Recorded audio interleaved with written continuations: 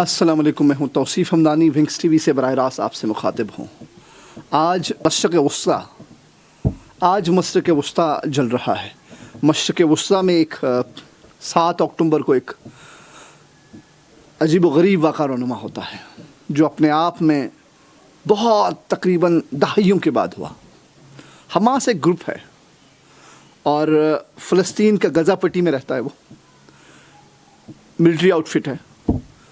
वो हमला कर देता है इसराइल पे, और आनन फानन में दुनिया की जो रिएक्शन है वो बिल्कुल तेज़ हो जाती है।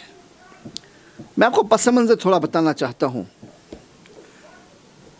यूएनओ में खड़ा होता है इसराइल के प्रधानमंत्री और एक नक्शा दिखाता है, और उस नक्शे में कहता है कि ये हमारी पहल है कि हम जो अरब ममालिक हैं उनसे हमने अपने बिज़नेस के रिश्ते बहुत अच्छे किए हैं।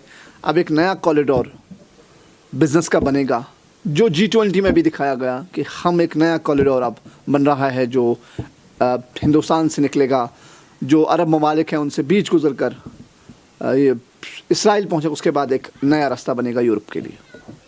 ये चाइना के लिए अलग एक उन्होंने एक मॉड्यूल तैयार किया था। चाइना के जो कदम है जो मशरिक़ वस्ता में बढ़ रहे हैं उनको रोकने के लिए। लेकिन अचानक एक हादसा पेश आता है, अचानक एक अजीब उथल पुथल शुरू होती है। हमास अटैक करता है 7 अक्टूबर को, और जिसमें तकरीबन वो विजुअल्स में देखा होगा आपने, बॉर्डर क्रॉस कर देते हैं और JCB के ज़रिए बड़े बड़े जो टैंकर्स हैं उनके ज़रिए अंदर जाते हैं।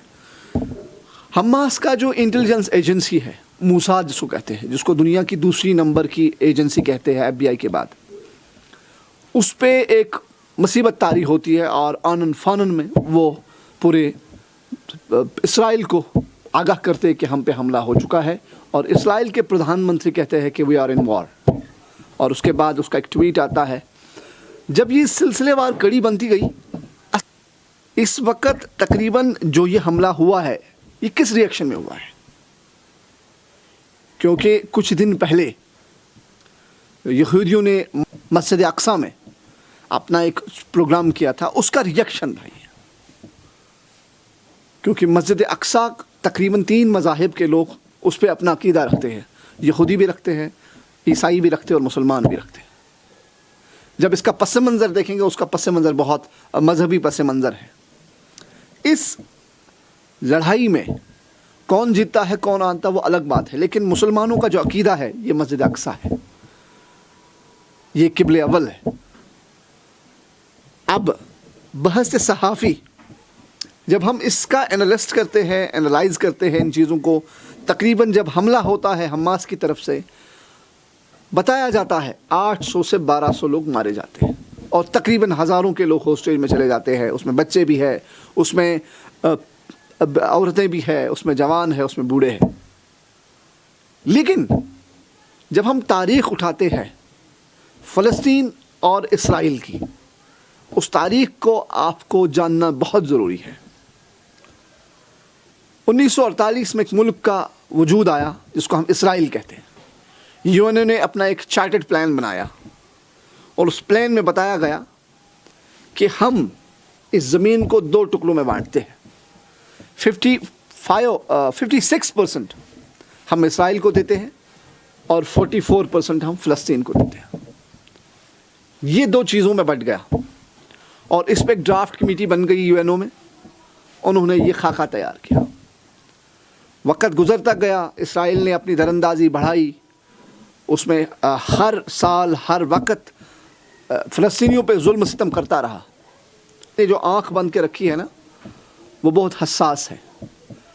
अब दुनिया के मफाद अब किस हद तक जा चुके हैं, अब इंसानियत पूरी तरह मर चुकी है। और 2023 आते आते इस वक्त फ़लस्तीन के पास जो ज़मीन बची है वो सिर्फ 12% बची है, और इसराइल के पास इस वक्त जो ज़मीन है वो तकरीबन 88% है। उसके बाद जब दुनिया इस वक्त पूरे, अगर आप देखोगे वेस्टर्न अखबार, इंटरनेशनल अखबार और हिंदुस्तानी अखबार, जो मशरिक़ वस्ता के अखबार, उनमें तरह तरह की हेडलाइंस लगी है। लेकिन एक अखबार ने तहलका मचा दी।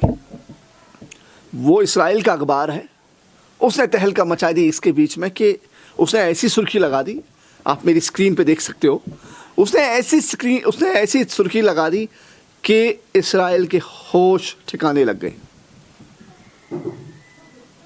اب ہم پترکارتا ایسا ایک پیشہ بن چکا ہے, اب آپ کو ایک پترکار کو, ایک صحافی کو یہ مشکل ہو گیا کہ سوال پوچھنا میرا کام ہے, اس کو پتہ ہی نہیں. اب اس نے سوال کے انداز میں اسرائیلی پردھان منتری سے یہ پوچھا ہے,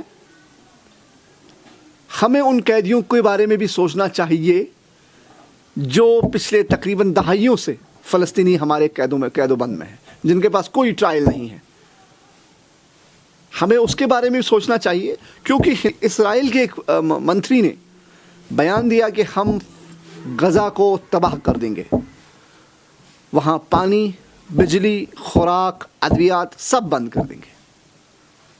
یہ ایک انسانی مسئلہ ہے, وہ لوگ دنیا پہ رہنے کے لائق نہیں ہیں. یہ الفاظ تھے ان کے, یہ الگ لوگ ہیں.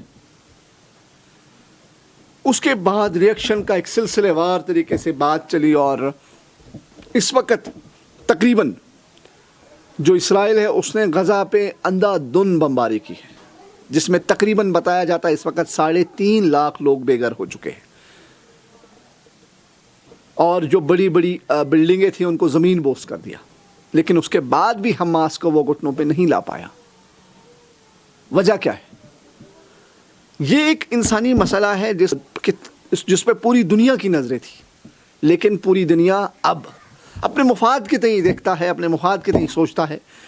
جو UN ہے اس کے چارٹر میں لکھا ہے یہ کہ ہم یہ زمین 2 برابر حصوں میں تقسیم کرتے ہیں. اس کے بعد کیا ہوا, اس کے بعد کوئی انگلی نہیں اٹھی. جو یورپی ممالکین ہیں وہ اپنے مفاد کے تئیں بات کرتے ہیں.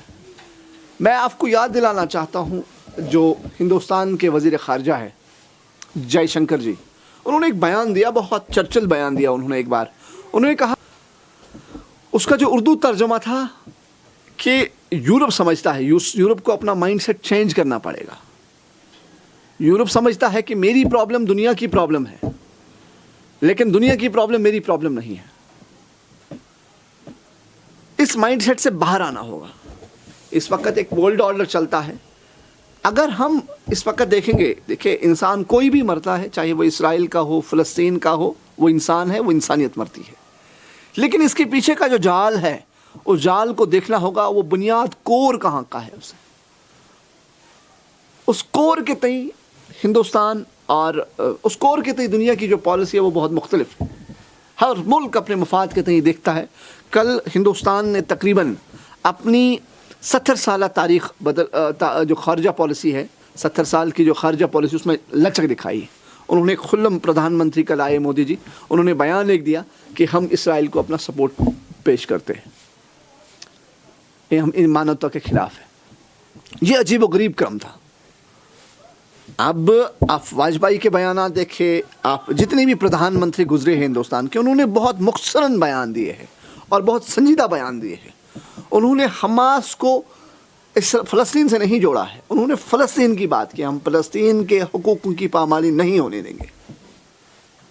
یہ بہت ضروری بات ہے جو ہم سبوں کو سمجھنے کی کوشش چاہیے. اس وقت جو میڈیا پہ جو ٹرینڈ دکھایا جاتا ہے وہ الگ طریقے کا ہے. اس میں ان کا کارپوریٹ مفاد ہے, ان میں ان کے TRP مفادات ہیں, لیکن اصل خبر جو بنیادی خبر ہے وہ دنیا کے سامنے لانا ہم پترکاروں کی ذمہ داری ہے, اور آپ کو حق ہے اس پہ تبصرہ کرنا. یہ دنیا, یہ کائنات ہم سبوں کی ہے, اس پہ ہم سب اپنے حقوق رکھتے ہیں اور ہمیں اپنے حقوق کی پامالی نہیں ہونے دیں گے. اب مشرق وسطیٰ کی جو سیاسی صورتحال ہے وہ بہت مختلف ہو چکی ہے, اور اب آنے والے دنوں میں تقریباً اس وقت غزہ پہ بمباری جاری ہے. اور جو لبنان ہے, لبنان میں بھی ایک آؤٹ فٹ ہے, اس نے بھی اپنا جو سمرتھن ہے وہ اب حماس کو دے دیا ہے. اور ایران بھی اپنی طرف سے بہت کہتے ہیں نا وہ ٹوز پہ ہے. ایران نے بھی اپنے کردار کو بالکل واضح کر دیا ہے. ایران نے بھی کہا ہے کہ اگر امریکہ براہ راست اس میں مداخلت کرتا ہے تو ہم چپ نہیں رہیں گے. لبنان کے بھی تقریباً جو لب لباب تھا ان کے الفاظوں کا وہ وہی تھا. کل بن سلمان نے تقریباً جو کراؤن پرنس ہے انہوں نے سعودی عرب کے کراؤن پرنس ہیں، انہوں نے تقریباً کل ایران کے جو صدر ہے اس سے بات کی اور ترکی کے صدر رجب طیب اردوغان سے بات کی۔ اب یہ ایک سمیکرن بنانا چاہتے ہیں کہ اس کو ہم کیسے روکیں، لیکن اسرائیل کی جو بربریت ہے وہ جاری ہے اور اس نے تقریباً پچھلے 75 سالوں میں وہ بربریت جاری رکھی ہے۔ ہمیں اس میں کوئی بھی روک نہیں ہونی چاہیے یہ الفاظ ادا کرنے میں کہ اگر دنیا کو انسانیت بچانی ہے، اگر یو این اے اپنا کردار ادا کر رہا ہے تو اس کو اپنا جو کردار ہے وہ کھل کر جو اس کی ذمہ داریاں ہیں وہ نبھانی ہوگی، کیونکہ یہ تمام ممالک کہتے ہیں کہ ہم انسانیت کے علمبردار ہیں۔